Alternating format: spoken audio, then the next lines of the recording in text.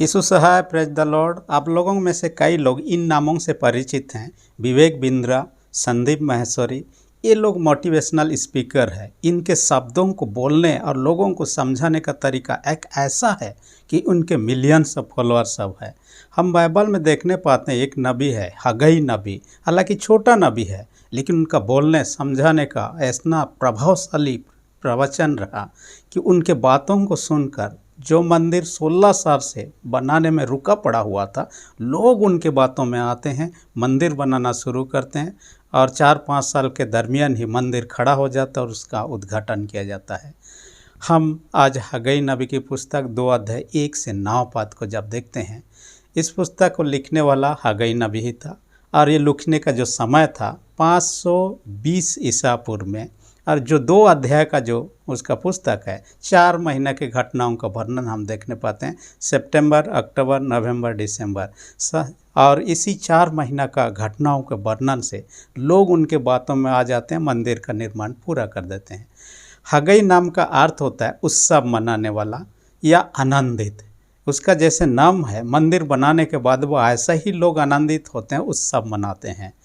कहा जाता है कि हगई नबी इसराइल लोग बबुल के बंधुए में जाने से पहले ही था, वो भी बंधुए में चला जाता है और इसलिए पूर्ण मंदिर को भी देख चुका था, जो शत्रु लोग आकर उस मंदिर को नष्ट कर दिए थे।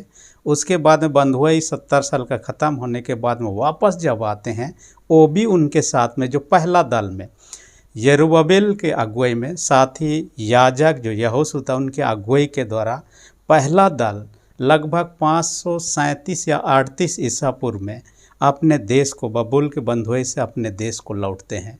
लौटने के बाद में पहला साल में ये लोग क्या करते हैं, मंदिर का वेदी को बनाते हैं ताकि वहाँ बलिदान चढ़ाया जा सके, अपने घरों को बनाते हैं, शहर को जो बाउंड्री है उसको बनाते हैं। दूसरा साल में ये लोग मंदिर बनाने का निर्णय करते हैं, नेव सब डाल देते हैं, लेकिन इसी बीच में विरोध आ जाता है। अपने बीच में से भी, बाहर के बीच में से भी विरोध आ जाता है, कई प्रकार के वहाँ समस्या उत्पन्न हो जाता है, मंदिर बनाना बंद हो जाता है। और देखने पाते हैं कि मंदिर बनाना 16 साल तक रुका पड़ा रहा, लेकिन वो लोगों को प्रोत्साहन देता है कि मंदिर बनाना है। और उसके बातों में उनका लीडर जो था जेरुब्बाबेल के बारे में एक बात है, वो दाऊद के वंश में से ही था, दाऊद के खानदान में से ही था, जिस खानदान से यीशु मसीह आता है, वंश में से यीशु मसीह आता है। यानी दाऊद और यीशु मसीह के बीच आसपास में जेरुब्बाबेल के हम देखने पाते हैं। इसलिए जेरुब्बाबेल को कई बार यीशु मसीह का प्रतीक के रूप में भी समझा जाता है। जैसे जेरुब्बाबेल लोगों को गुलाम देश से लेकर अपने देश को ले आता है, वैसे यीशु मसीह इस दुनिया के जो पाप रूपी बंधन में है, दुख में दुनिया है, इससे लेकर स्वर्ग में ले जाएंगे। इस प्रकार की बातों को जो भी हो, परंतु आज का वचन को हम देखने पाते हैं, उसके आधार पर मैंने शीर्षक रख दिया है प्रोत्साहन के प्रवचन। प्रोत्साहन के प्रवचन के अंतर्गत 2 पॉइंट पर हम चर्चा करेंगे। पहला जो पॉइंट है कहता है भावन निर्माण के लिए, यानी वो जो प्रोत्साहन का प्रवचन या उपदेश देता है, किस बात के लिए? भावन निर्माण के लिए। यहाँ भावन निर्माण कहने का मतलब यरूशलेम मंदिर का निर्माण। जो पहला मंदिर बनाया गया था यरूशलेम का मंदिर, वो सुलेमान राजा के द्वारा बनाया गया था, परंतु 587 या 86 ईसा पूर्व में बबूल के द्वारा आक्रमण करके नष्ट कर दिया, ध्वंस कर दिया गया था। लेकिन ये लोग बंधुआई में जाने के बाद फिर से वापस आ जाते हैं एक दूसरे राजा के मेहरबानी से, यानी कि फारस के राजा खुसरू के द्वारा से। उस राजा जिन्होंने उनको गुलाम बनाया था उनको जीत लिया जाता है, उनको अपने देश को लौटने का मौका मिलता है। लौटने के बाद में वे लोग मंदिर बनाना भी शुरू किया था, परंतु विरोध के कारण से बंद हो गया, रुक गया। 16 साल तक ऐसे ही पड़ा रहा। और यहाँ दूसरे अध्याय का वचन में हम देखने पाते हैं, हगई नबी ने प्रभावशाली रूप से परमेश्वर के वचन को लोगों के सामने रखता है और उनको कहता है, हियब बंधो कहता है, और उनको ढड़स बंधने के लिए रहता है, हताश निराश नहीं होना है। और ये जो काम है मंदिर बनाने का काम, लोगों का अपना काम का नहीं है, ये परमेश्वर का काम है, परमेश्वर का प्रोजेक्ट है। परमेश्वर का प्रोजेक्ट जब है उसे करना ही है, और मनुष्य से विरोध नहीं कर सकता है। विरोध करेगा तो भी रुकावट नहीं डाल सकता है, वो पूरा होना ही होना है जैसे भी हो। और लोगों ने अपने स्वेच्छा से दान स्वरूप दिया, सोना चांदी बहुमूल्य चीज़ों को। जो लीडर थे जेरुब्बाबेल के पास और महायाजक उस समय यहोशू था, उनके पास लाते हैं, उनके अगुवाई में मंदिर बनाना फिर से शुरू होता है। देखिए यहाँ विरोध के बाद में हम लोग फिर से बनाते हुए देखने पाते हैं, और 16 साल के बाद में ये बनाना शुरू हो चुका था। और हम देखने पर 516 ईसा पूर्व में बनकर तैयार होता है और उसका उद्घाटन भी किया जाता है। लोगों से सवाल भी पूछता है पहले मंदिर और उस मंदिर के बारे में। इस यहाँ पर कई सारे सवालों को पूछता है। खुद स्वयं हगई पहले मंदिर को देख चुका था और पहले मंदिर कितना भव्य था, लेकिन तब यहाँ इनको साफ साफ कहता है पहले मंदिर जैसा भी था, लेकिन इस मंदिर उससे बढ़कर महिमा प्राप्त करेगा। कैसे महिमा प्राप्त करेगा, दूसरा पॉइंट में हम चर्चा करेंगे। यहाँ पर एक बात है, लोगों ने उनके बातों को माना, ये बड़ी बात है। परमेश्वर का संदेश सुनकर लोगों ने उनके बातों को मानने से इनकार नहीं किया, प्रोत्साहित। आज क्या परमेश्वर का वचन सुनने के बाद में परमेश्वर का मंदिर निर्माण ही नहीं, दूसरे दूसरे काम भी जो परमेश्वर करने के लिए कहता है, हम उनके समान हैं कि नहीं है। दूसरी विशेष बात, जैसे हगई नबी लोगों को प्रोत्साहन दिया, क्या आज हम ऐसे ही विश्वासियों को प्रोत्साहन देते हैं कि नहीं देते हैं? ये भी बात है, सोचने की बात है, हमें उनके अनुसार में कार्य करने की भी बात है। यहाँ पर हम देखने वाले 3 लोगों को, पहला यरूब्बाबेल को भी कहता हियाव बंद हो, कहता है महायाजक यहोशू को कहता हियाव बंद हो, कहता है पब्लिक से भी कहता हियाव बंद हो। माने उनको दृढ़ होना है, काम करना है और परमेश्वर का प्रोजेक्ट को पूरा करना है। आज कई सारे काम में ऐसे ही रुकावट हो जाता है, चाहे हमारे बिजनेस की बात हो, हमारे खेती बाड़ी की बात हो, या हमारे खेल में हार की बात हो, या तो हमारे पढ़ाई में फेल होने की बात हो। कई सारी चीज़ों में कई बार रुकावट है। हमें निराश नहीं होना, हताश नहीं होना है। यहाँ पर उनको प्रोत्साहन देता है। कई बार असफल हो सकता है, लेकिन परमेश्वर आशीष देगा तो सफल आना निश्चित है। आप देखिएगा एक वैज्ञानिक के बारे में, थॉमस एडिसन, जिन्होंने बल्ब को उद्घाटन किया, 1000 बार भी उन्होंने प्रयास किया, असफल रहा, लेकिन उन्होंने हार नहीं माना। 1000 बार जो मैंने किया वो अलग तरीका था, जो कि बनाने में था। इन्होंने प्रयास करते रहा और सफल हो गया। मैंने एक एथलीट के बारे में पढ़ा, उनका जीवन ही लोगों को प्रोत्साहन करने के लिए बहुत ही मजबूत बनता है। उनके किताब के माध्यम से उनके बारे में जानते हैं, जिनका था विल्मा रुडोल्फ नाम की, अमेरिका की एथलीट थी। और कहा जाता है कि बचपन में जब जन्मे उसी समय डबल निमोनिया हो गया, और उसके साथ ही साथ उनके बीमारी हो जाने के कारण से एक पैर पैरालाइज्ड हो गया, यानी कि चलने में कोई भी संभावना नहीं है। एक पैर किसी तरह चल रहा था। और आजकल भी छोटे बच्चों को इस प्रकार पूनी की बीमारी होने हुए देखने पाते हैं। इस प्रकार के समस्याओं को डॉक्टर के पास उसका माँ हर महीना लेती थी। डॉक्टर ने उनको कहा दिया बाकी बच्चों के समान ये चल नहीं सकती है, लेकिन उनके माँ ने उस बालिका का देखभाल अच्छी रीति से किया, और उन्होंने कहा जैसे जैसे बड़ी होती गए तुम चल पाओगे। डॉक्टर ने कहा तुम ये चल नहीं पाएगी, लेकिन उसके माँ ने कहा तुम चल पाओगे। उनके 22 भाई बहन थे, ये 19 नंबर या 20 नंबर की थी, और इतना नंबर होते हुए परिवार के लोगों ने उनको सहायता किया। 4 बार एक दिन में मालिश किया, उनको चलने के लिए प्रयत्न करने में मदद किया, और उनके प्रयत्न के कारण से ऐसा हो गया उनका पैर में प्लेट लगाकर चलने के लिए कोशिश किया गया। ये 12 साल की उम्र लगभग में चलने का कोशिश में आगे बढ़ते हैं। एक समय ऐसा आता है प्रयास करते करते कि वह बिना प्लेट्स के भी वो चलने लगी। वो चलने लगी तो उसके माँ को ये आश्वासन हो गया वो चल सकती है तो वो दौड़ भी सकती है, और ऐसा ही हुआ। उनके प्रयास के बदौलत वो चलने दौड़ने लगी। उसके बाद हाई स्कूल के समय में क्या करती है, वो अपने बास्केटबॉल टीम के एक प्रभावशाली खिलाड़ी बन जाती है। इतना ही नहीं, उनका जो चलने के साथ साथ दौड़ने में इतना माहिर हो गई कि ओलंपिक में 2 ओलंपिक में उनको भाग लेने का मौका मिलता है।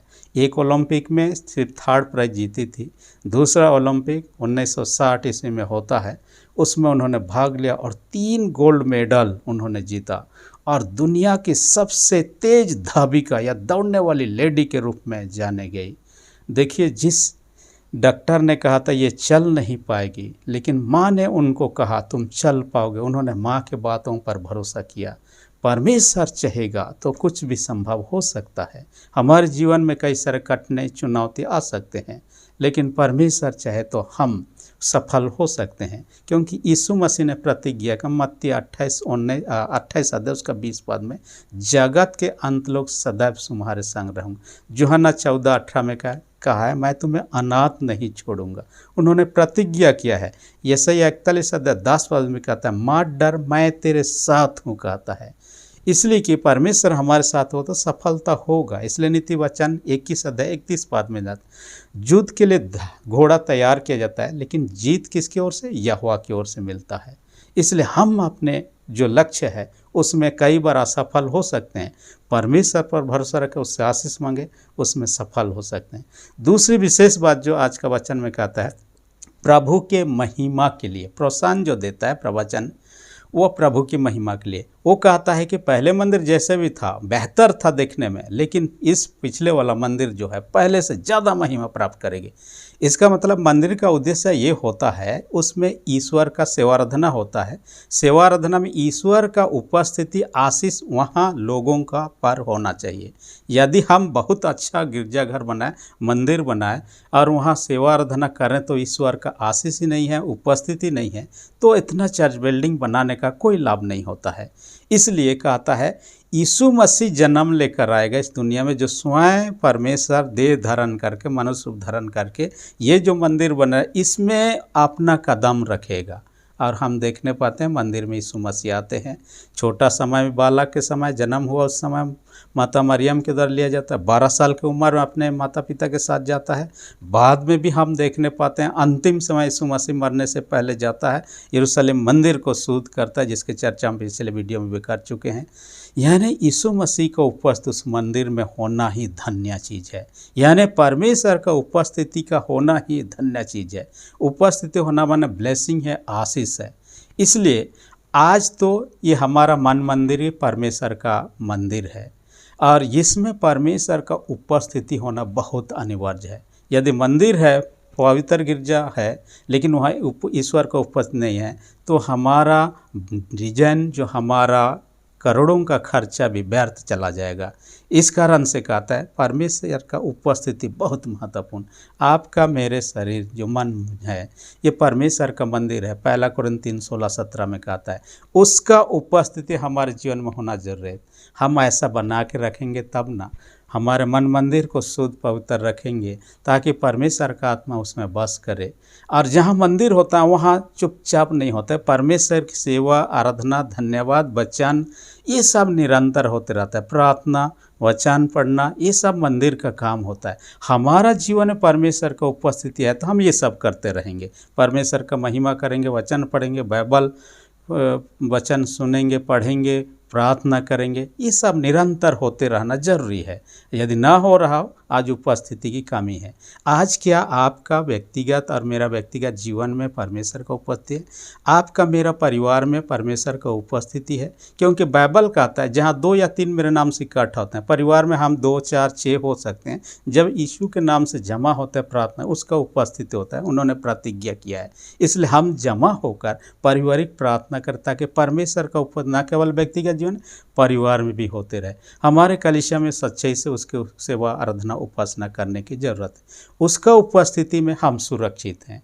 देखिएगा बाइबल कहता है 1 यूहन्ना 5:12 पास, जिसके पास पुत्र है उसके पास जीवन है कहता है। यानी कि पुत्र यीशु मसीह जिन्होंने प्रतिज्ञा किया, अभी अभी हमने वचन में सुना, जगत के अंत लोग सदैव तुम्हारे संग रहूँगा। वो आत्मा के माध्यम से आपके मेरे साथ में, आपके मेरे परिवार के साथ में रहना। इसलिए आपके मेरे साथ में है तो हम सुरक्षित हैं, जीवन, अनंत जीवन के वारिस हैं। यदि नहीं है तो हम विनाश के कगार। बीते दिन एक घटना अपने केरल का सुना है। केरल का एक डिस्ट्रिक्ट है वायनाड, और जहाँ पर लैंडस्लाइड हुआ, भूस्खलन हुआ, जिनके कारण से गांव के गांव मिट्टी और पहाड़ और पेड़ पौधा नीचे आने के कारण से गांव के घर बह गया। यानी कि परिवार सब उसमें दब गए, घर सब तहस नहस हो गया। कई परिवार, मैं एक परिवार का इंटरव्यू देख रहा था जिसमें से एक महिला के बारे में, और ये महिला जो थी अपने 2 बच्चों के साथ में, एक बच्चा जिसका नाम था अनारा जो 40 दिन की, यानी जन्म के बाद 40 दिन ही हुआ था। दूसरा आयान नाम का 6 साल का बच्चा था। ये महिला दोनों बच्चों को बचाने का बहुत प्रयत्न किया, क्योंकि वे लोग बहने लगे और उसका छोटा बच्चा जो कि 40 दिन का था उसको पकड़ के अपने हाथ से बचाने में सफल रही। उन्होंने एक चट्टान रूपी दीवार को पकड़ के उस बहने के बहाव से बच गए। उसका बेटा बह के चला गया, लेकिन एक कुआं में जो कि तार सा फंसा हुआ था, उन तारों में उलझ के उसमें टंगा हुआ पाया गया। और उनके बीच में बचाने के लिए कौन लोग आते हैं? आर्मी आता है, एनडीआरएफ के टीम। ये दोनों टीम बहुत ही कोशिश किया लोगों को बचाने। हालांकि लोकल लोग भी उनको बचाने का कोशिश किया। हालांकि बचाने के बावजूद भी 350 से ज़्यादा लोग मर गए, परंतु ये बच्चा भी कुआं में गिरने से पहले उन तारों को पकड़ के वहाँ पर कम से कम अटक गया था। ये टीम रेस्क्यू करने आता है, वे लोगों को बचाया। काफ़ी सारे लोग दब गए थे, चाहे मिट्टी से, चाहे पेड़ पौधा से, चाहे पत्थर से दब गए थे, उनको निकाल के बचा लिया जाता है। उनका ना होने से और कई सारे लोग मर जाते। वैसे ही परमेश्वर का उपस्थिति के बिना हम विनाश हो जाएंगे, उसके उपस्थिति हम सुरक्षित है। इसलिए कहता है परमेश्वर की महिमा जो है इस पहले वाला से पिछले वाला में ज़्यादा होगी। वो मंदिर में जो बनाया गया था, जिसकी चर्चा भी हम कर रहे हैं, वो भी ध्वंस हो चुका है। यीशु मसीह का दूसरा आगमन होना बाकी है। उससे पहले यहाँ घटना 7 पद में और 9 पद में कहता है आकाश की शक्तियाँ पृथ्वी के साथ हिलाया जाएंगी, कंपित किया जाएगा, ऐसा कहता है।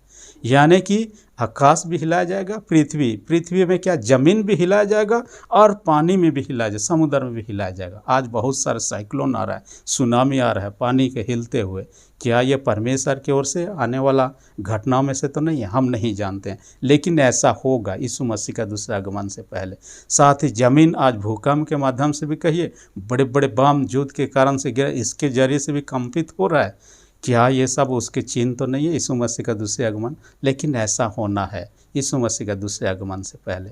लेकिन हम आइए उनके हगई के समान उनके बातों को सुनकर हम निराश हताश ना हो, प्रोत्साहित हो, प्रभु का काम में आगे बढ़े। प्रभु का महिमा हमारे व्यक्तिगत जीवन में, सामूहिक जीवन में निरंतर होते रहे, ताकि प्रभु हमारे साथ होगा तो हम सुरक्षित हैं।